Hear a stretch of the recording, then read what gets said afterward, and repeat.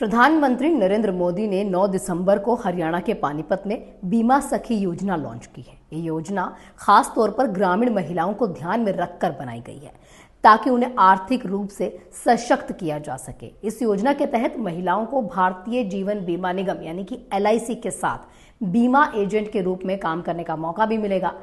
और इसमें क्या कुछ है ये भी आपको बता दूं। आवेदन करने वाली महिलाओं की उम्र 18 से 70 साल के बीच में होनी चाहिए और कम से कम वो 10वीं पास होनी चाहिए। आवेदन प्रक्रिया के दौरान महिलाओं को कुछ दस्तावेजों की जरूरत है।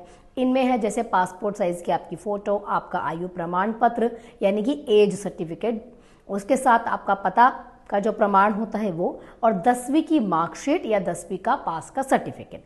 इच्छुक महिलाएं LIC की आधिकारिक वेबसाइट पर ऑनलाइन जाकर आवेदन दे सकती हैं और इसके लिए वेबसाइट पर वो क्लिक भी कर सकती हैं। इसके साथ ही हमने आपको वो एक आवेदन करने के लिए जो लिंक है हमारे डिस्क्रिप्शन बॉक्स में दिया है, आप वहां जाके भी आवेदन फॉर्म भर सकते हैं।